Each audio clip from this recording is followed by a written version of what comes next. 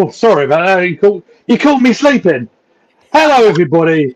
That's little in joke number one. Good evening, everybody. Welcome back to Gooner Gathering, and welcome back to Arsenal Domination, of course. My name is Gooner Lee Meadows. Of course, I am joined by the founding father of Arsenal Domination. Hello, Dom. How are you, mate? I'm very good, mate. I'm very good. We're here to raise standards in the Arsenal fan base, right? And so we're going to raise our standards and, just improve all things. I've got to point out as well, this is the one Arsenal channel where we don't refer to each other as bruv or fam. So, We're a bit old for that, Lee, I think. I don't know what you're talking about. I'm a young spring chicken. But there you go. We've got a lot to go through today. Well, I suppose we best address the elephant in the room, hadn't we? We best refer to what happened last night. The Spurs versus Manchester United. If we have to. Europa League. Let's send heartfelt congratulations to our friends down the road at White Hart Lane. A quality game, a quality competition, and summed up by a goal which I would suggest sums up the standards of that great competition. Wouldn't you agree, Dom? I think the quality of that goal epitomised the competition indeed. Look, I quite like the idea actually in the Europa League that the Champions League teams that fail don't go into it anymore, but it's undoubtedly diluted the quality of that competition, right? I mean, I don't think that Tottenham in particular are like the 16th or 17th worst team in the league, but they are nowhere near, the level of what should be the Europa League competition, let alone winning it, right? But they did win it, and you have to give them, fair play for that. And I am suitably jealous that they have silverware. But equally, as I said to a Spurs mate today, and who he agreed wholeheartedly, I wouldn't swap our position for theirs, despite my jealousy of the silverware whatsoever. And he said he'd enjoy it because there's probably nothing coming for the best part of a decade. So, but they did win it. They did win it, and fair play to them. They've got the trophies. You kind of answered my next question there, because I was going to say, I'm seeing some of the fan base, and I don't want to name any names here, but I'm seeing some saying that they're suggesting that they've had the better season. Obviously, they've picked up the trophy, and that's great. Obviously, they do have to find the keys for that trophy cabinet. Hopefully, they've done that, and they've assembled it correctly. But in all seriousness, I'd like to think the season is, talking about consistency, and you look through the league and you look where we are points wise. I know where I'd rather be. Yeah, I think that's right. Look, our season has been disappointing given the expectations of the season. I don't think it's as bad as some people make it out to be, particularly when you sort of look at what's happened this season. In the round, but it's undoubtedly disappointing because we wanted and expected silverware this season, and it hasn't happened for a variety of reasons. So I think from the aspect of winning trophies, Spurs undoubtedly have had the better season. But when you look at where they are, I think they've got a manager that seems at war with the fans. Maybe the trophy will fix it. I doubt it. I think there's a manager that has a clear identity that fits the Tottenham identity, but just doesn't work really. Their league form, as I say, I think they, like us, have been impacted by injuries this season. But I don't think, which is why I don't think they're as bad as they are 16th. But they're probably, somewhere between 6th and 10th. With the Champions League's going to help, but with the stadium to pay off for, and I think they're going to have quite a number of years of struggle ahead, whereas I genuinely don't think we are a million miles off winning trophies. I would genuinely expect us to win trophies next season. If not, I think we're having a different conversation to how I feel tonight if we don't. But I think from other metrics, we've had the better season, but undoubtedly on trophies, they've clearly had the better season. It's not an argument, but I think on everything else, we've had the better season. But ultimately, it's trophies that matter. Yeah, I'll go with that. I'll go with that completely. I see people are filing in as well, so welcome everybody. Please feel free to leave a comment. We might even have them appear somewhere on this screen somehow, because I believe they've changed some of the metrics. So it'll be interesting to see how that works. So that's out the way. I What think are I'd your want. views on that? What are your views on that, Lee? Do you think they've had the better season, or Well, like I said, in leading into the question, I like to think, if we're looking over consistency, the league Premier League table doesn't lie, right? And yeah, we ain't where we want to be. We're second at the moment, and looking in all probability of finishing there again, and that's second. What is that? Would that be three times in a three in a row? row? Three in a row, Yeah. yeah.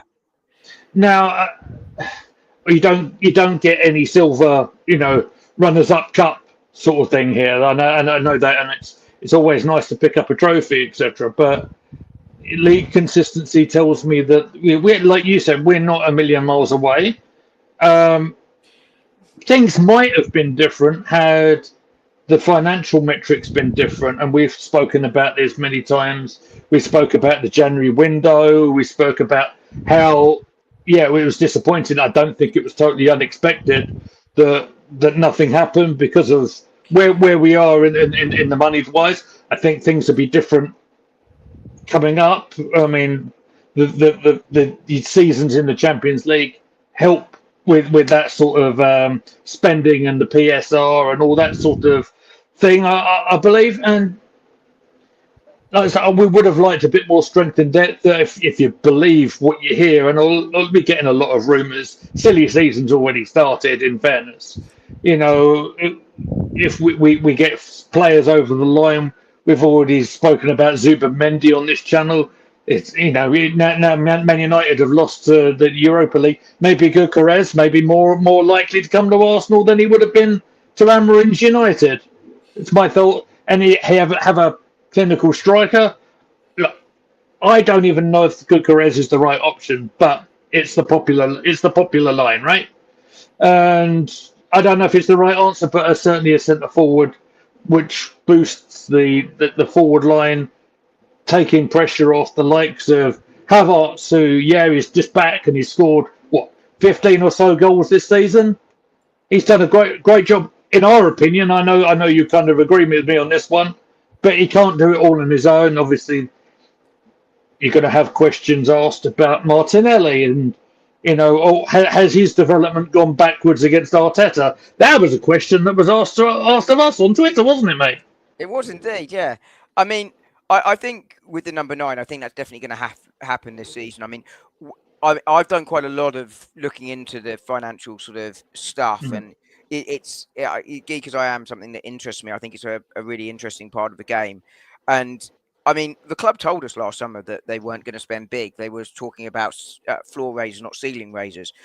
Yeah, And when you look at the FFP, and I did do a lot of digging into this, and actually a few sort of very, very reputable journalists, including I think David Ornstein, in fact, I don't think I know, said that Arsenal's PSR, not necessarily domestically, but in Europe, was very, very tight this window. yeah, So the summer didn't surprise me because I thought the market was very, very slow, and something we've not been used to for a few years because there hasn't been a summer tournament. And I think we forgot. I mean, I forgot. When you look back, it was historically slow. You know, but you do see those sort of busy, quieter. Where we hadn't had that quieter one for a few years, you kind of forget about it. Um, so I think those two things didn't surprise me. I was surprised we didn't bring in another wide forward. I thought that yeah. market might have been there for that. It was certainly more open for that in January. The striker market, I think there were question marks about the sort of big ones on the market. There were sort of three. Once Sesko sort of came off the market, it was Isak, and there were questions of whether he was going to stay fit after struggles the previous year. He's undoubtedly shown that he can stay fit. I know he's injured at the moment, but he's had very few injuries this year. Ironically, you say that after he missed Yeah, the I Arsenal know. game. I know, but Missed the train, apparently. Gyökeres obviously he had one good season in Portugal. Yeah, He's now had two. So again, those questions are answered. And Osimhen, when he's too expensive for Chelsea in terms of wages, there's an issue there. So this number yeah, 9 didn't surprise me, particularly when you look at the financial context. January for me, if we're going to criticise this season, there are two big criticisms I have. One is over too conservative from the manager, and I think that's sort of a natural human thing. You rely on your strengths when you're under pressure, and when things are going badly, you fall back on what you know best. And Arsenal's defence is the strength, right? The second thing is that January window. Now, by my calculations, Arsenal had around the £50 million mark to spend. That has been backed up, as I say, by journalists like David Ornstein, which is why Arsenal, when Villa approached Arsenal to sign Watkins, it wasn't the other way around. Arsenal bid 45 million, knowing that their second offer was going to have to be bigger, regardless of what it was, and they didn't have the headroom to go 50 million to start with. Obviously, once they sold Duran, that was gone. But so clearly the board were going to back there, but Jason Ito, I think, and it's cost him his job, didn't come with options that we could get in January that met the standard, and we suffered for that. But I do think that, this is sort of the perfect storm of a season where things go against you, coupled with the mistakes we've made, means that we're not too far away. But, that's kind of where I am on that. Is Gyökeres the man? I've been keen on him since Coventry, so I genuinely believe he is the man. Obviously, Isak's the man we want, but let's be honest, that's not going to happen. That's that's going to take a stupid sum of money to get him out, which means you haven't got money to spend elsewhere. Because while Arsenal's FFP is much better, as you mentioned earlier, you've got 3 years of Champions League football, but you've also got that massive loss in the transfer market from 3 summers ago. That's gone. So Arsenal, I think, are in a position to really spend. I think the two factors of everything going wrong this season, both within our control and without of it, coupled with the fact that we're going to have a big summer transfer window, coupled with the fact that we did make 2 semi-finals, of course, and to finish second in the league, not good enough, but that shows that we're quite close. And with those things coming together, I think the next season is exciting. But, this season hasn't finished yet. No, indeed. I mean, there are a few things I want to say on that. The Watkins thing, do you think that's completely dead in the water? Because that's a name that sort of, obviously with Duran going, obviously with Villa. I mean, is that still a possibility, do you think? Because I wouldn't rule it out. I don't think it's dead, right, for 2 reasons. Number one, Aston Villa, their wages to turnover ratio, and they're not going to get Champions League football this year, this season. They're fighting for it, aren't they? They're fighting for it on Sunday, If they don't, and they might make it, you're right. I forgot it's 5 now, so they might make it. If they don't get Champions League football, their wages to revenue turnover was at 94%. That's what sort of factored into the Duran sale, was that they needed to do so. Now they also reinvested that, but they did it in loans, so they're going to have to replace those loan players. I do wonder if they're going to have to make a sale or two to buy this summer, which means Watkins may well be on the market. I think for Arsenal, I don't think Watkins is going to be the number 1, 2, possibly not even number 3 target. He might be the number 3 target. I think Arsenal will set their sights higher, depending on which reporting you believe. And as you said earlier, it's silly season. It's Gyökeres and Sesko are 1 and 2. There's reports today Sesko is now number 1 on the list. I think Gyökeres is still number 1 on the list for Arsenal. I agree. Bert is a fan.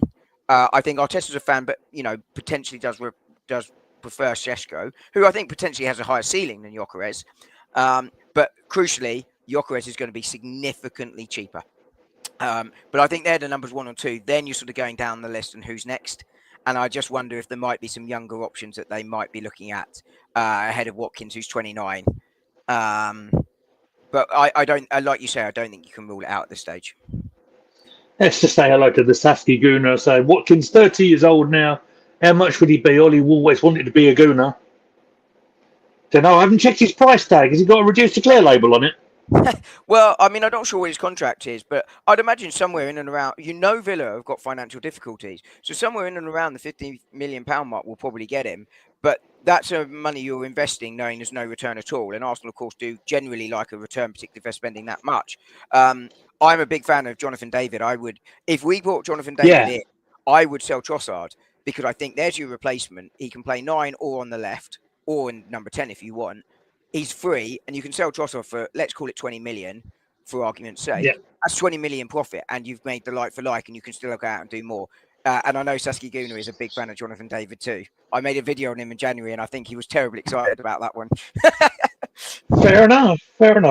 Actually, it's interesting you just bring up Trossard, because I have another little thing I wanted to talk about, and it's regarding Trossard, and if he gets involved in the game at Southampton on Sunday, would become the only, and this surprised me, would become the only outfield player to play at some form, either as a starter or as a substitute, in all the Premier League games. And that it's interesting. Is it because partly sell on value that you'd want to get rid of, or are we raising the standards?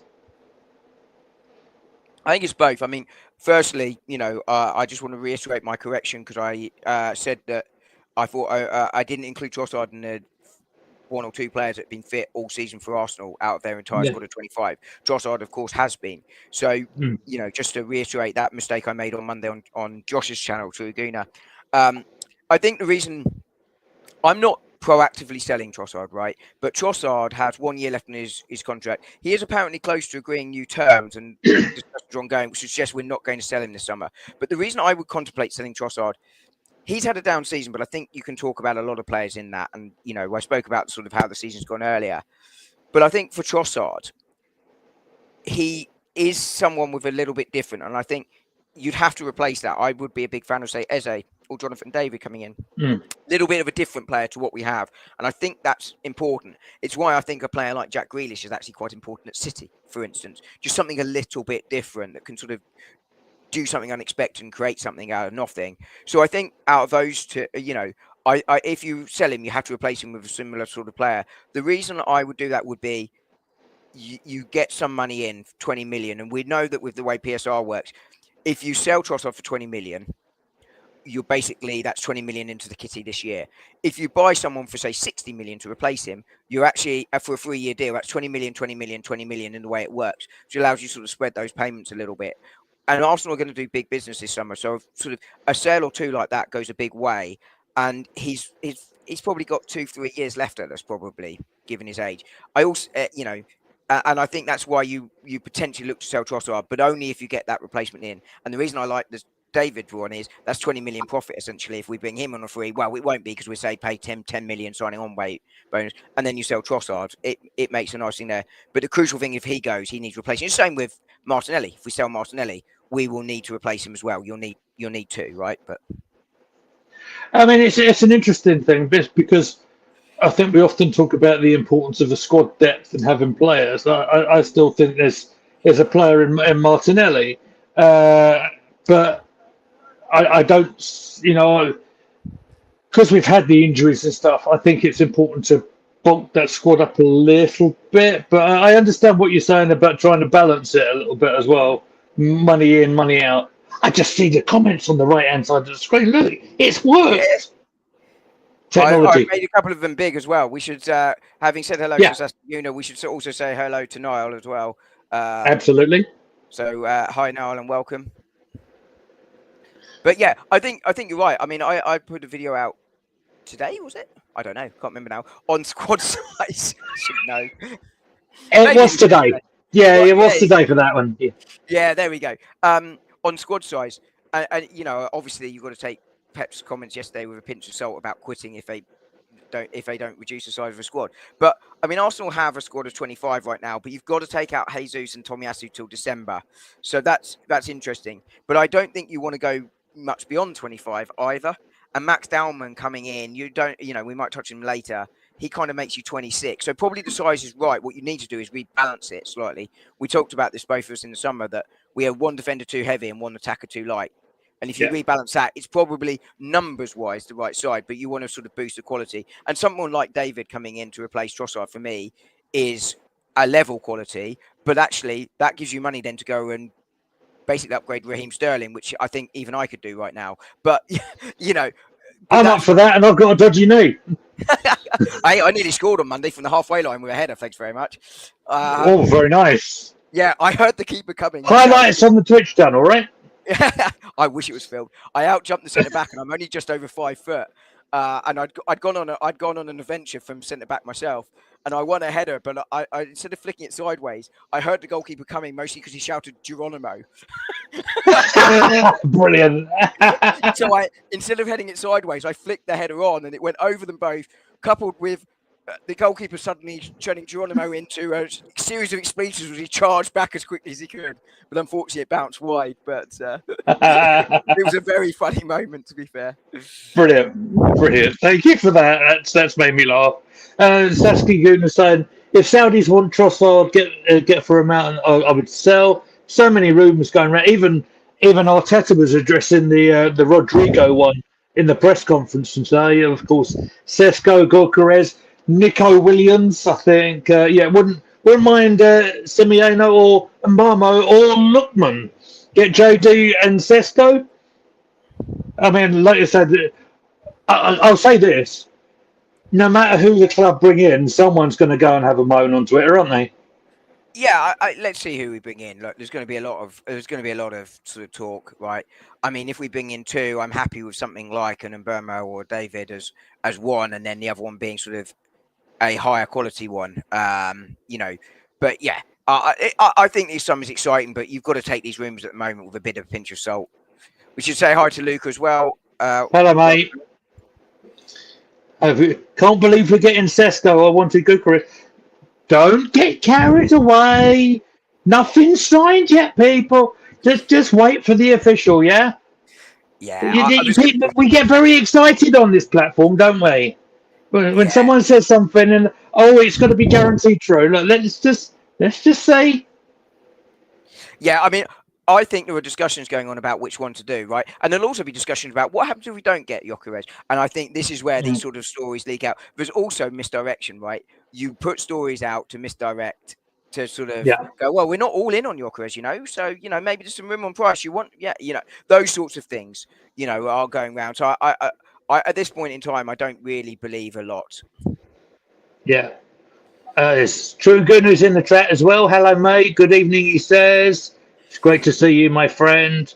He was doing a preview on the ladies, which we should touch on later. I was just about to open my mouth and say that. Big game in Lisbon against Barcelona on Saturday. Good luck to the Arsenal ladies. They deserve it. They've been brilliant in the Champions League. 34. Hello, AFC. Always nice to see you again. 34 different managers have won something since Arteta. Okay. I mean that is true, right? Yeah. We were talking earlier about the need to win trophies. But we talked about how the season went earlier. So there's no denying that. By the way, he gave me a stat I hadn't seen the other day ahead of a Newcastle game, which thankfully didn't come true, that we didn't lose for the fourth time to the same team. But AFC Always, I did give you a shout out in the next video for letting me know that. So thank you for that. Josh is saying, I think we'll do it on Saturday. Got a very good feeling. It's going to be a hard task indeed. I saw the Barcelona versus Chelsea. I just saw a few of them highlights the other day. And we're going to have to all to do, but wouldn't it be just like Arsenal to come good? And with Mariona in the midfield, yeah, I think that'd be fairy tale stuff. Against a side as well, isn't it? I think you're correct, sir. I think you're very correct I'm indeed. 90% sure I'm right, but now I've said it on a live mic, I'm sort of hedging slightly. No, I believe you're correct. I think I know at least a little enough to say, yeah, I think you're correct. Big up Southend United to Saskia Gooner, and come on the Gooner girls, yeah. Well, the big one this weekend is obviously Leyton Orient, my dad's side. He supported them for 70 years, and I'm going to Wembley to watch them on Sunday. So I was going to say, I've been watching them in the playoffs. They were good. They were really good. So, are they playing in the playoffs? Charlton. Premier League from a long time ago, Charlton. So, yeah, should be good. Scotty Parker. Absolutely. Yeah, back in the day, that was. I remember when he was on the McDonald's adverts. For missing the penalty. Oh, no, that's Pizza Hut. No, that's Southgate. Yeah. Yeah. Right. Comments. Right. Let me just get my head into the game. We've done that. I was going to bring up, and this is going to cause up a bit of a stir, especially we've got a couple of people here now as well. We might as well do this now because they're going to hate me for saying this. We've been talking a little bit about the Twitter activity, etc. Now, I don't really want to bring up my former co-host particularly, but Posh Bertie has come up with a lovely hashtag. He has. It's hashtag free Ethan, right? Of course, the young Ethan Waneri, 18 years old, lest we forget, and he made his debut for the club. We covered it live on this channel. He was 15 at the time, came on in the Brentford away game. I believe it's less than 30 games for the club. This season, his stats are his 10 starts in the Premier League, 15 as sub, and 4 goals in the Premier League, 2 appearances, plus 5 as sub in the Champions League, 2 goals there. Yet, there's a bit of a sly going around, a little bit of a campaign going on because he's not played a lot of minutes in the last few games. Let's remember we're talking about sort of the PSG. We're talking about Liverpool. I wanted to get your thoughts on perhaps this theory that maybe Arteta don't fancy him or whatever this is all about. What do you think? I think there are sort of 2 theories going around. Two alternative theories. I don't buy the theory that Arteta doesn't fancy him. I don't think that's true. I don't think you play a lad like him 30 times a season if you don't fancy him. Now, some of that was necessity because of the Saka injury. Have you? But I do genuinely think that a lot of this, I think there's definite trust in Ifeanyi from the manager. So before I come on to my theory, there was another theory, which I think is an Arsblog theory and a Charles Watts theory, which is that he's being protected slightly because he did have a little bit of dip in form sort of before this all started. And just to protect him a little bit because he's a young lad and the expectations and sort of the heat around the fan base at the moment, didn't want to sort of impact Ranieri somewhat. Now, that might be true. None of us know what the truth is. My theory on it is slightly different, is that even Ranieri is a young lad. He's similar in age to Miles Lewis-Skelly, but if you look at them physically, Miles Lewis-Skelly a lot more developed physically than Ranieri, and I think this is a little bit of protection from him on the physical side. Now, I'd have liked to have seen him play a lot more recently. I'd have liked to have seen him come on early against Paris when we needed a goal. We were talking earlier about, if you sell Trossard, you need a sort of difference maker that can do something, unexpected. And I think even Ranieri's out, which is why I'd like to have seen him come on and have a go at that. But I wonder if it might be just something about protecting him physically, because he has, relative to his sort of age and physical stature, played a lot of minutes this season. And let's not forget that Mikel Arteta will have watched the development of Phil Foden. People are saying for at least 2, if not 3 years, that Phil Foden should be getting more minutes. And actually, I think that protection of Phil Foden has really helped him. I know he's had an off year this year, but really helped develop him into the player he's become. And I think Mikel Arteta, having watched that, will have wanted to take a similar approach to Foden with Ifeanyi. I hope he plays against Southampton. I'd like to see him start against Southampton. We'll touch on that later. But I'm not concerned about Ifeanyi's future at Arsenal at this moment in time. There will come a time when he will want to be the main man, and we'll have to look at what the squad looks like at that point, sort of similar to Cole Palmer. But I think Ifeanyi is good enough. And I think we'll also understand that next year will probably be similar to this year in terms of his minutes. It'll be a lot of sub appearances, etc., etc. But I think he gets similar minutes next year to this year, and then I think he'll sort of increase those over time. And I think he probably gets that. But that's my view on it. I as I say, I'm not concerned about him, and maybe it's sort of a combination of all 3. But at the moment, doesn't fancy him because of the form. The form is then protecting him a little bit because of the form, and there's a little bit of protecting him physically. But we don't know. Right. I'll read the comment that I've got on the screen from AFC Always. He says, ready cooked microwave meals have had more minutes than the Ranieri. What this clown Teta has done is a disgrace, and let's make sure we put them in the caps as well. I had a little look back at this, and we've got to remember as well, if I can just do that, that Saka had come back into the side. He was obviously from his hamstring injury, they were managing Saka's minutes as well. So I had a little look back through some of the fixtures and some of the circumstances on him maybe not playing or not playing. If you go back from Brentford, right, at the Emirates, played just over an hour in that fixture before getting subbed off. He came on for Saka at Portman Road for about 30 minutes. That's obviously when Saka, if you remember the red card on the tackle from Ipswich, and he obviously took him off Saka as a precaution before we got into the Champions League. And I believe since then he's sort of had cameo performances. I think 5 minutes here and there. I think he had 5 minutes against Palace. I think he had 5 minutes against Bournemouth. I don't think he brought him on against PSG. That might be arguable. He could have, and he should have. Maybe, I don't know. The I mean, Liverpool game, I definitely would. I definitely would have brought him on. I think, as I said, I think when you're chasing a goal, he can do something unexpected, and it might not have worked, but I would have looked to have done something there. yeah, that could have happened. It absolutely could have happened. The only other one I was going to bring up was Liverpool away, when the game had kind of turned, and obviously Marino had scored, and you might have looked to maybe bring Ethan on, possibly in the last 15 minutes or something, to where that last closing stages. But of course, we picked up the red card, Yeah. and maybe they thought maybe not so much as bring an attacking player on, because that will leave us possibly even more exposed in the midfield. That's why he brought on the likes of Zinchenko and Tierney, for that matter, to cover the gaps. To see what he'd have done had we not had the red card in that one. But I mean, I was just looking at Phil Foden in his breakthrough season. He had 1,110 minutes. It's almost identical in terms of number of minutes to Ranieri this season. Right. That's interesting. I literally just was looking it up as you were talking, and that's a lot of minutes for a young player. I think it almost looks worse though because of the number of minutes Miles Lewis-Skelly has had and Saka had.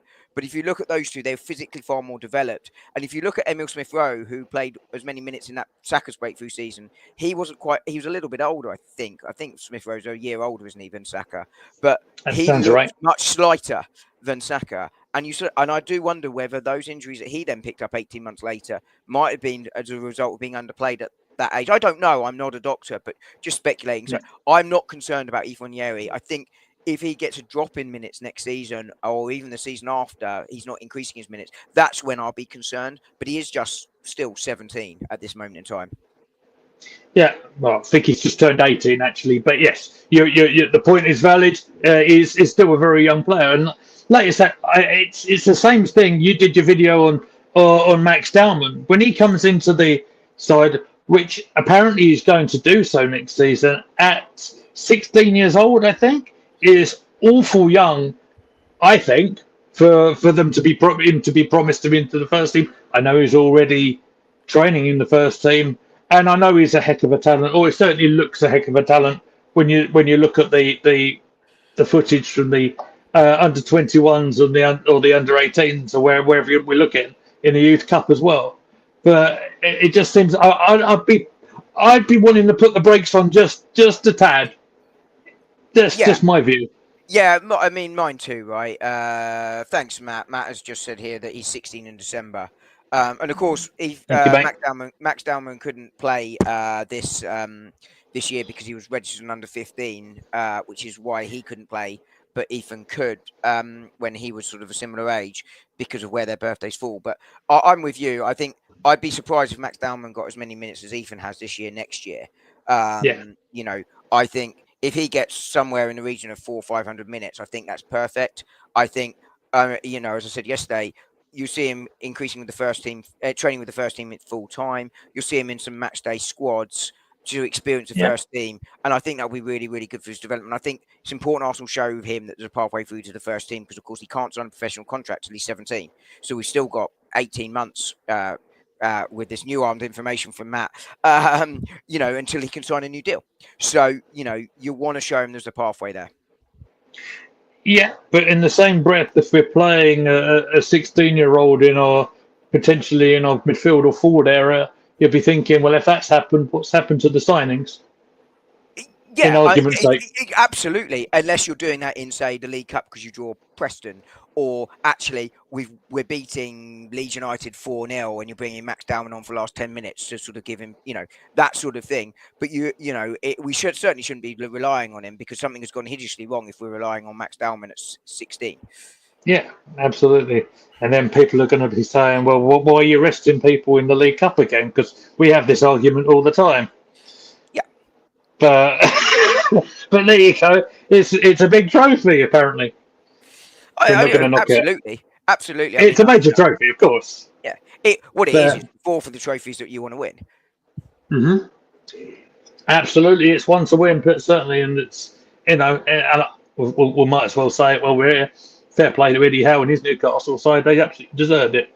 Yeah, they were the best side in that tournament. Especially, absolutely, they over the 2 legs, certainly against us. They completely deserved it.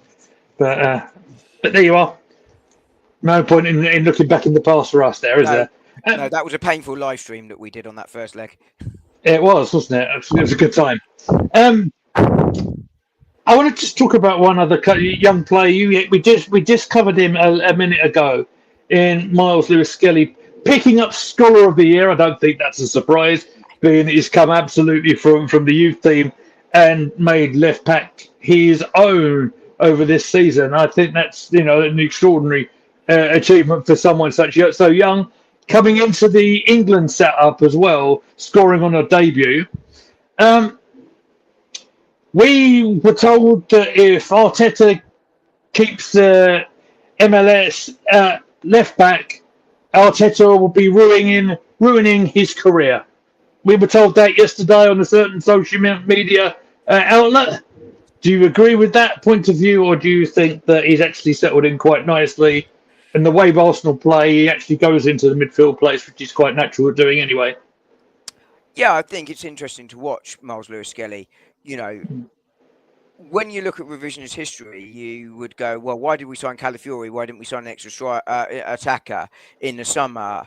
Because Miles Lewis-Skelly has come through. I don't think anyone expected this from Miles Lewis-Skelly. Nobody in the fan base, and I don't think anyone at the club expected Miles Lewis-Skelly to be what he's been.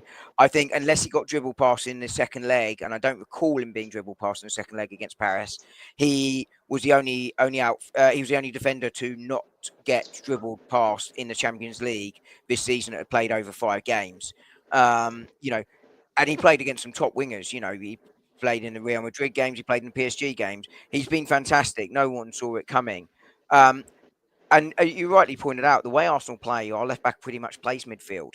It's why I felt that there was a place for Zinchenko this season, because in those sort of more, and obviously it's not needed because of the development of Miles Lewis-Skelly. But when we're ball dominant, you almost want that sort of midfielder role, because they pretty much play midfield, right? And then go and cover left back when we lose the ball. So I don't think he's been wasted at all at left back, not in the slightest. But I'd be interested to see what his future career looks like, because he looks so good and uncomfortable on the ball. But at some point, Mikel Arteta is going to move on, and it'll be what a new manager wants to do with him. But I think Miles Lewis-Skelly appears to be that sort of perfect left back for Mikel Arteta in this system. So I don't think he's been wasted at all, because he can get forward, he can still there, and it actually is improving the defensive side of his game. He's already naturally quite good going forward, so therefore you're sort of seeing both him, and I think it's been really good for his development. I think what's going to be important is at some point, he's an 18-year-old lad, he's going to have a drop-off in form. Calafiori will then presumably come in unless we sign a left back this summer, which would mean a defender has moved on. Kivior, Zinchenko has moved on. Tierney would go, won't he? We already know that. Discounted that, but as we said earlier, we're a defender too heavy anyway. So, but if Kivior or Zinchenko go, Calafiori, you could either keep him as your left back or as your left centre half sort of option. So you've got a couple of options there as to what you do. So you could bring in another left back, or you could bring in another centre back if Kivior or Zinchenko go. So at some point, he's going to have to come out the side, because he will have a poor run of form. What's important there is the fan base continues to support him. What is good about Miles Lewis-Skelly is he's clearly a fan favourite, but we do know fans can turn on players very, very quickly. Martin Odegaard at the moment seems to be getting the ear of the fans. September, October time, it was Declan Rice. 2 of our best players. Unbelievable. Yeah. Well, it's no problem criticising them, right? But let's not. Oh, yeah. But we do, as a fan base, tend to get overreactionary, right? So you can criticise Martin Odegaard not being good enough this season. Declan Rice in the autumn really struggling for form compared to their standards. But, the old cliche of form is temporary, class is permanent, I think applies to both of them. And it's important that we don't go over the top with Miles Lewis-Skelly, given his age, which goes back to why we've protected, or the manager's protected Wanyeri a little bit. Yeah, I agree. And I mean, whether it's ironic or not that Jamie Carragher put Lewis-Skelly at left back in his Premier League start of the season or not, after all the criticism that you threw at him. Oh, he's too young. He's acting like the big lad and all this sort of thing, especially after the Haaland incident. I don't like that. It's just crazy to me. But there you are. The Sky Boys annoy me because I'd be really interested to know what their real thoughts are, because I think a lot of this with them is what they're told to say for clips and stuff. Oh You know, yes. it's got to Unlike be us, we're not scripted. No. I mean, you came up with an agenda earlier, just quickly, but literally, what did you write down? 8 words for the agenda. 8 words, just bullet points. That's Yeah. all I've written down. Yeah. That's how we roll here. We try and let the opinions roll, but it's that's what's fun about it. Is there anything else we want to cover on Lewis Skelly, or are we done on that one? Only that I can't believe he wasn't nominated for Young Player of the Year. Yeah. I find that William Saliba was apparently. Yeah, I mean, don't get me wrong. Yeah, don't get me wrong. Saliba's been good this season too, right? Yeah. You can talk about a bit of a drop off. I've no problem with. I do have a problem with Saliba being nominated for it because he's 23 and this is like his 3rd or 4th season. But he's within the rules. That's my point. It should be younger player. Like Young Player of the Year should be younger players, or someone that's sort of 23 or under if they played less than 2 seasons or something like that. I don't know, but but there we go. But yeah, Miles Lewis, that's the only other thing I would say. But what a season he's had. On Josh's channel on Monday night, unanimous agreement that he was Young Player of the Year. Yeah. Let me just pop the comment up here from Matt. If I can see it myself, that'll be handy. Do you want to read it? Because I can't quite see it. Yeah, please. We have 7 defenders staying: Saliba, Gabriel, Miles Lewis Skelly, Timber, White, Kivior, Calafiori. Do you think this is enough with Tommy possible back in December? I was going to say Tommy Asu's the 8th, but of course he's out till December. At least. Yeah. I'm a bit iffy on whether he. How can I put this? With Tommy Asu, his serious injury, and we're Arsenal are doing the right thing by the club. By obviously he's having all the treatment. What levels he can get back up to, I don't know. We'll have to see there. So I would suggest. I think it's going to be probably need another one. Well, there's Zinchenko, of course, on this list as well, who can cover in at left back. So I think 8 is enough because at a pinch you can move Rice or Partey back there. You don't want to, but if you had to. But I think generally speaking, I think 8 would be enough. But what I would ideally like to see is Zinchenko or Kivior sold. I'm urging towards Kivior because I think his value is so high now compared to what it was. With Calafiori sort of filling in for him, and and spending a little bit of money on bringing someone in, Hato or something like that can sort of cover across. But I think we've got a very versatile defence, which means they can fill in. So I think you have to have 8 plus Tomiyasu, because I don't count Tomiyasu at the moment because, as you say, I think it's going to be March before he's sort of fit to play a game. I should just say hi to my friend Tim from Online Big Blue, New York Giants Straight Talk. It's an NFL channel on the New York Giants. He's a top guy, even if he did threaten to throw me out of his car once. But yeah, very informative, hard with the accent. Fair enough. For context, I kept hitting my watch and I kept tapping my watch to re-unlock it. And he thought I was referring to the fact the car journey was taking too long, which is why he said, I'm going to throw you out of the car. But yeah, if you're interested in NFL, Tim genuinely really knows his stuff. Worked in and around the game. So if you are an NFL fan, particularly a Giants fan, go and check him out there. And Tim, thanks for joining us. Yeah, it's really good to have everyone in the chat. Thank you very much. No, it's all good. Right. Yeah, we'll stay on the defenders topic because that kind of runs into what I've just put up on my computer here, and we're talking about the Southampton game, and obviously we are all but there in terms of second place, but we do have to report a couple of things from the press conference today. We'll talk about Saliba first because we know he went off at half time against Newcastle. Hamstring went apparently. It doesn't sound like it's a serious one because he's saying it's a few weeks, and that'll be good for him because at least if he can get some proper recovery over the summer, that'll be good for him. Jurian Timber, I should say, isn't so good. He had the surgery on Tuesday morning on his ankle. Apparently, he's been feeling that for a while. We had noticed, obviously, his game minutes had been somewhat restricted. He'd been playing in a lot of the Champions League games. But Ben White has come back in since he's got fit again. What are you laughing at? This one, I take back half the bad things I said about you. In the other half, he's standing by. Okay, fair. So I saw you smirk, and I thought it was something I said. No, Right. no. Okay. I was saying Ben White got back fit. He'd taken back for the large part. He's placed at right back in the Premier League. And this kind of goes back to the point we said a minute ago about the centre defenders and what we need. Do we go with what we have, or do we need another one? I think it very much depends on how them two lads are doing for a start, and on how they're doing with their recovery. And you mentioned Kivior. I genuinely think he'd probably want to stay after he'd come in and he's looked so good in place of Gabriel. I understand what you're saying, but I know Gabriel probably comes back in. But again, we need the numbers. I agree. I think if Kevior Zinchenko goes, you have to replace him, right? And I'm a big fan of Hato. I'm a big fan of Antonio Silva, who plays for Benfica.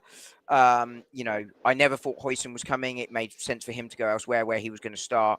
But, I think if you were to, say, get 30 for Kivior and, say, get Hato for 50, you spent 20 million. Again, with the way PSR works, you've actually, made some money this year. And I think someone like Hato would be as good as Kivior right now with a much higher ceiling. I think Kivior's future will very much depend on Kivior. It's like magic. Look, the lights come on. If Kivior wants to go, I think Arsenal will let him go. I think if Kivior wants to stay, then Arsenal won't force him out at all, and I think there'll be a new contract. I think this is a really interesting question we should cover in a minute, by the way. But I think Kivior's future will depend on Kivior. But I think he's played so well that actually it's going to be interesting from some really decent clubs around Europe where he could be a starter, and that will be interesting to see what he wants. And he's been agitating a little bit, or at least his wife has, for a move back to Italy. So well, let's see what happens there. But absolutely, if one goes, either for him or Zinchenko go, we have to bring in a replacement 100%.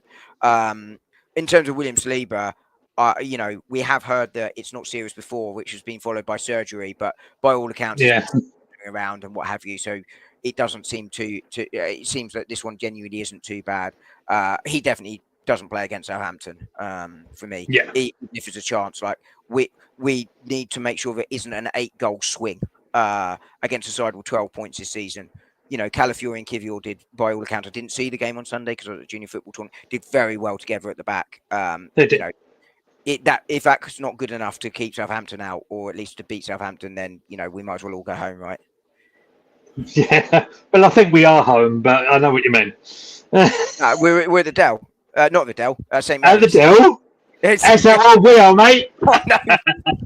Matt Letizia to the 4. That's it. Can we cover this on the screen here? Yeah. Because if Saudi's coming for the Gabriel, do you think they'd take the money? Now, if I remember correctly, didn't Gabby have a bit of a shaky start to the season? He was. It seems a long time ago now, doesn't it? But there were rumours.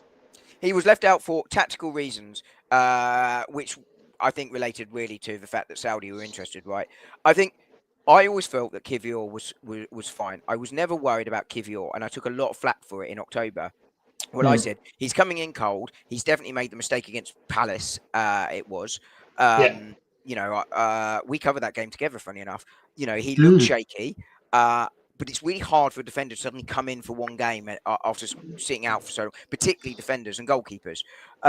So I'm, he surprised me by his ability, but it's not surprised me to say it's a level of it. I always thought his level was going to be here, but it was way higher than he was in that Crystal Palace game. And I think Kivior was a good defender. Do I think that if you sell Gabby, that Kivior is a man to replace him straight off? No. I don't. I think he's a slightly more limited defender. I think you have to go out in the market and get a really, really top quality replacement. I think you probably take the risk there on Hato and say Hato's coming in and Hato's going to be our man because he's a left-sided centre-back. But I do not think that you take the money for Gabriel. I think at this point that sends the wrong message. We need to be keeping our top players. The biggest player I would let go this summer would be Gabby Martinelli. I wouldn't want to let him go. I'm not saying we should, but I would not want to. I wouldn't. I'm saying anyone above him in terms of quality in the squad is a no. You have to show that no, we believe we can go somewhere, and we can keep our best players, and we are going to keep our best players. And like I say, I'm not saying sell Martinelli. I'm just saying anyone above him definitely doesn't go, and Gabriel is above Martinelli in the list for me. So you say no. The only exception to that would be is if one of the players with 2 years left on their contract absolutely says there is no way they are signing. But even then, I think it's going to have to take a monster offer. And I'm talking there sort of Saka, Odegaard, Saliba. Those, if they say there's no way I'm signing, absolutely none, then at that point you might look at it. But for me, no, I don't take the money for Gabriel because I think there's money anyway. We don't need to sell. Yeah, absolutely. And I was going to say, would this be the last we see of Saliba? Because the Real Madrid rumours do persist. I mean, whether there's any substance in it or not, we don't know. But I think there definitely is for Saliba. Yeah, but whether that happens right now or not, we're not sure, right? Yeah, exactly. I mean, I think of all the ones with 2 years left on the contract, Saliba's the one I'm most worried about because he's always wanted to go to Madrid. They're definitely interested. Right. But my gut feel says he signs a new deal, but at some point he goes to Real Madrid. That's what I think William Saliba's future is. Yeah, I think you're probably right. We'll have to see where. Oh, sorry, Lee. If it was a delay, carry on. You carry on, mate. You're good. I was just going to say very quickly. I also think players like Gabriel and Saliba genuinely want to win something. This season, not this season at Arsenal. I think they feel they would have failed if they haven't. To quote William Saliba, and I think Gabby's in that. Huijsen has indeed. He's signed, isn't he? I think it's all but done. I think there's the final bits and pieces to do, but it's got to here we go. He was even on the Sky graphics, I believe, in the last Bournemouth game. I'm pretty sure. Yeah. So yeah, I think that is if not done, it's as good as. Yeah, exactly. Right. I suppose the other one we're talking about potentially leaving. Could he stay? Could he go? That's an old song, by the way. Is Thomas Partey? There's rumours of him signing his potential leaving or not. So Lee, I'm torn on this one. Do you want to make the case for him staying, and I will make the case for him going, and then we could probably both give our actual view on what we should do with Thomas? Yeah, all right. Well, I'll give one point of view that he's been our most, one of our most consistent midfielders the whole season. He's been incredible defensively for the most part. He had one or two little shaky moments. Hello, Kai Jackson, who's just joined us in the chat. But I mean, he's done remarkably well. He's kept relatively injury-free, I think, this season. He's one game for injury, a muscle injury in December. There you go. The man with the stats comes in once more. And some of the fan base, and I'm looking at a couple of people who might be in the chat, who may not have stayed in, I don't know. You can always rely on him just going to right back when you need him. Yeah, I mean, no one wants him at right back, but you had to do that. Of course not. But he's coming off the ACL, and I know you're just. That's what I meant. But he can if you need him to. It's not ideal, but. Of course not. But yeah, when you have a quality player like Partey in the squad, who's been there a while, he's settled. I do see a good argument for him staying. Yeah, I agree with all of that, and as I said, I'm torn. Right, I think the argument for him going would be he's on huge wages, although reportedly he accepts that if he stays, he's going to have to take a wage reduction. I think the other thing is this is the first season he stayed injury free, and I'm going to quote Tim on this because it's a great phrase. Always be concerned about a player doing well in their contract year if it's against what they've previously done. But I don't think Partey's issue is his quality. I think his quality this season, he hasn't surprised me with his quality at all. I've always thought that's been Thomas Partey's ability level. He can switch off occasionally in games and get sloppy with passes occasionally. But his quality for me has not shocked me this season. It's the fact he stayed injury free that surprised me this season. Every other season he's been with us, he's had a significant number of injuries. and that does concern me. The other thing I think is with assuming Zubimendi comes in and he's got the here we go too, but Arsenal negotiating the price, they don't want to play the release clause, which again is for FFP reasons. So you might play over the release clause because you can stagger the payments. Right. So that's not done, but I think that appears to be pretty much done. Sort of a bit like Hoyson, it's done all but officially. Obviously, he's going to Real Madrid in case anyone thinks we're signing him. Yeah. Is he becomes a squad player. And I think if you look at Partey when he's had a few games out, either injured or just had a little bit of a rest, coming back in, he can take 2 or 3 games to come back up to his level. And if he's a squad player, how many are we going to see the Partey of this season if he needs a few games running to sort of get there? So I think that's the other side of the coin for him. But I mean, I don't know what you think, but I think we probably both agree that on balance, we would both sign him because it gives us one less thing to do this summer in terms of signings, and secondly, he's an experienced and very good player. And thirdly, he's had a really good season. So I think probably on balance, you sign him to a new deal, but it's not straightforward. That's the thing. You can't. I would imagine, knowing how the club's worked in the past on older players, it'll only be a year extension, and then we'll see where we go from there. 1+1 is being mooted, and I think that probably works. So what you can do then is you could trigger it the 1 year and get, say, 10, 15, 20 million, whatever, rather than sell him. Not sell it, and sell him for that rather than losing for nothing. Or if he's got an injury and you're in a Tomiyasu, Jesus situation where there's nothing we can do this summer, they are here. We can't sell them. And, you can release him. So a 1+1, I think, probably works for everybody. That sounds like a very reasonable. There we go. We've just negotiated the deal. Does that qualify us ahead of Edu Gaspar? The much maligned Edu Gaspar. I know what's going to happen now. We'll make an early signing in June, and see, you can get deals done early. Forgetting, of course, that we had a history before last summer of getting deals done early, and before we went on the tour under Edu, of course, as well. But hey ho. It's all about the agenda, mate, isn't it? I think there is a bit of an agenda, to be fair, and I think it's anything and everything. Berta is an upgrade on Edu. Like, there's no question, he's far more experienced. Right. And I think the fact we got Berta rather than Edu shows the progress the club has made. Actually, we haven't got to where we want to be, as we said earlier, but you've got to be. What I love about about being on here with you is we can sort of go, here's the good, here's the bad. Yeah, that's how it's always been. And it's interesting. Arteta at the end of the Newcastle game was very, very clear in his post-match. If you heard anything, it was very clear. When he was talking about recruitment, it's up to the people upstairs to get that, make that happen. And I think he said something about, if you're going to win trophies, you got to win the game about, picking up the right players. And I actually think he's completely right on that. I think he's mostly right on that. How many times have we seen Spurs have won the transfer window or West Ham have and then had a bad season? But yeah, I mean, his general point is right. Yeah.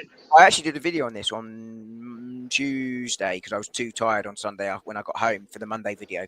Go out so early, I have to even the night before. But actually, there was a lot of stuff saying it's same old every season. And of course there is. Like, there's going to be, we can be better this year, or we want to match this year. That stuff's the same. But his message was, as you just alluded to, was far more pointed about the summer this year. And but also he's far more forward leaning, which suggests Arsenal really do have big plans. It was very much muted last summer. And there was a difference in tone and a different in sort of message this year on that part, which I think people sort of lost in fury over, he says the same every year, we must be better, which he does. That's correct. But look at the whole message, to the point I was just making about look at the good and look at the bad. Look at the whole message.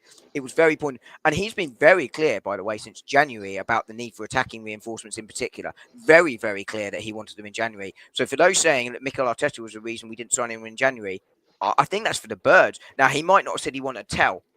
Specifically, that has been rumoured and said that Tell's not good enough and I don't want him. That may be true. I don't know. I think he's a loan signing and a loan only, but I think Bayern were pushing for an obligation, which is why he didn't want him. They managed to get him to Spurs on the last day without an obligation to buy. But I think I just can't believe that Arteta didn't want forwards in January, given everything he's saying and still saying now. Yeah, I agree. But you know what they say, the proof is in the pudding.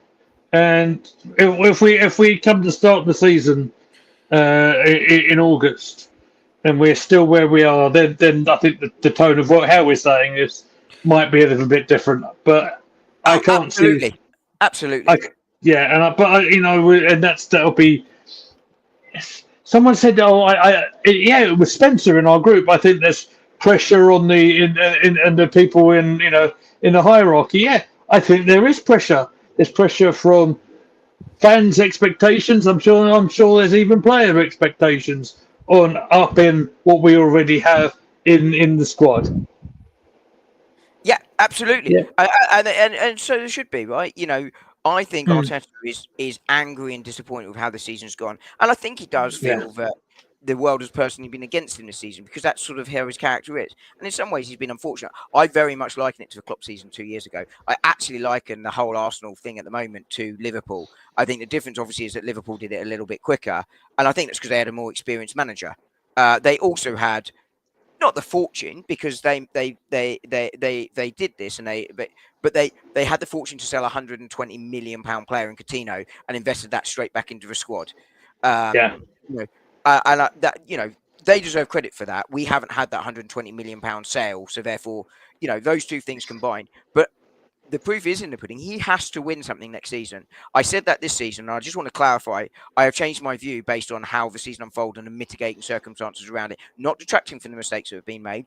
But that is why I've changed my mind and given him another year, because actually Yeah. I look at it and go, he's had a lot to deal with, and there's two semi-finals and a second. And I look at Klopp 2 years ago, who finished fifth in similar circumstances and didn't win anything. And I look at Pep this season, who has got a final and third place with less injuries. And Pep is a better manager than Mikel Arteta. I don't think anyone denies that.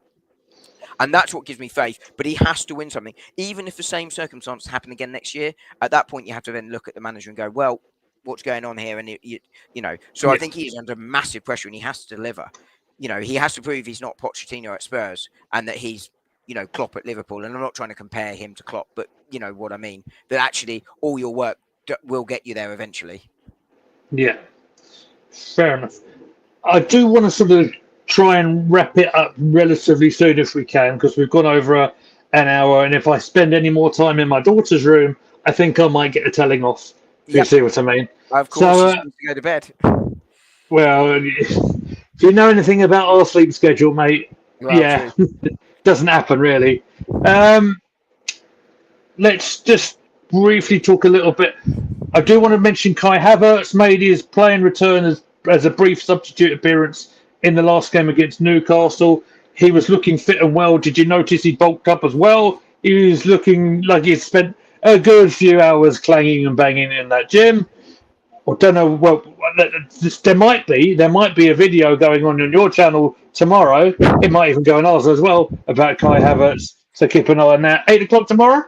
8 o'clock. It might be 8:01. Um, Uh, but depends on how accurate I was at putting the clock on. Fair enough. I want to Yeah, ask you. I mean, Kai Yes. Havertz. I mean, the video is all about his future role, and I think it's going to be as a squad player going forward. But I think Kai Havertz has a is going to play an important part going forward. I really do. I can't remember what else I said, but you can find out tomorrow at 8 or 8:01 on this channel potentially, and on Yeah. my channel. Yeah. We'll put it on here as well. But and make sure you put likes on both. That's Yeah, very important, absolutely. especially on this one as well. Right. So very quick fire. Team against Southampton on Sunday. Some people are saying they should make wholesale changes because reasons. I don't think that's going to. Obviously, there'll be changes because of the Saliba injury. What are you thinking? Very briefly, how are we setting up? I mean, we're set at 4-3-3. I haven't thought about the team, so I'm doing this on the fly. Raya in goal. I know Josh wants Neto in goal after we met him the other day. I think Uh, White at right back, Calafiori, Kivior. I'd like to see Tierney start at left back for his final game for the club. I think that would be a nice moment. Midfield, I think it would be Party. I'd like to see Zinchenko start and give Rice a rest if he's been struggling with a hamstring. Let's not risk him getting good shout. injured. And then I think it'd be Odegaard because I think his confidence is starting to come back, so keep him. I think it's Wanyeri, Moreno, and Trossard. But Yeah. I think that would be, which is quite a significant number of changes. But I think that gives you Saka and Martinelli to come off the bench if you need. You've got Rice on the bench if you need him. I think something like that it works. I don't expect that team, but that's what I would do. That sounds good to me. We will see how it all pans out. Now, I'm a busy lad. I'll get this in now. I'm a very busy lad on Sunday night, so I won't be able to be on this YouTube channel. And this is quite exciting for me, I am co-hosting a karaoke event. If you're anywhere near Chelmsford, I'm co-hosting an event at the Tulip Pub in Springfield from 8 o'clock till 11 o'clock, and we're raising money for Great Ormond Street Hospital. Oh, amazing. So I am going to I'm so excited for that. I'm going to have such a good time doing that. Please let the weather stay nice for us. And so what we'll have to see is where we put the content out. Maybe this fine young man on my right maybe put in a post-match reaction at some stage. But we shall see. I will be on my way back from Wembley. Of course. Well, we'll have to see where it all goes. We will try and get something out, I'm sure. We'll get, and of course, we will need to cover the Women's Champions League final, which is on Saturday. Difficult for me to do as I'll be on my way home from work, and I'd love to cover it live, but I don't think we can. But we will get everything covered over the next couple of days on this channel. I'll have a preview going out on Saturday. If Sam doesn't do one for this channel, I'm sure we can put that out on both. But Sam, of course, knows far more about the women's game than I do. So Sam or Matt, of course, yeah. Or Matt, okay, yeah, absolutely. Sam or Matt, if one of those doesn't do it, I will do something. If you like. Thank you very much. We will definitely make sure we get something out on that because it's really important. And as we said earlier, really good luck to the women on Saturday. Yeah. That's the perfect way to end it, mate. That's absolutely perfect. So let's put the banner up. Let's take that one away. Let's put the social media there. Don't forget, if you've got this far on the video on both the channels, hit the like button. Please hit the subscribe button. Hit the bell icon so you don't miss a video that goes out. God, I'm getting good at this. So you mentioned you've got the video coming out on Havertz. Anything else coming out? Or do you want to plug or anything like that? No, women's preview definitely on Saturday. After that, it will be making it up as I go along. As I always do, I tend to have an idea, pick up my phone, record it, and then pop it out. So look out for. And then forget what you put out. Yeah, generally speaking, yeah. Yeah. Lee messaged me earlier, and he was like, "Well, your Dalman video is sort of very similar to what I wanted to say about Wanyeri." I was like, "What did I say?" Genuinely, I'm not making it up. I do, but yes, please do check it out. Please, I'm. My subscriber count is going up massively, so thank you to everyone that's supporting me. Excellent. And if you're watching this on my channel, please support Lee. It's a really good channel too, and you'll see me there from time to time too. Absolutely. Well, that is just about us for the day. Of course, you can find me on Twitter, X, at Gooner Gathering or at Goonerly Meads.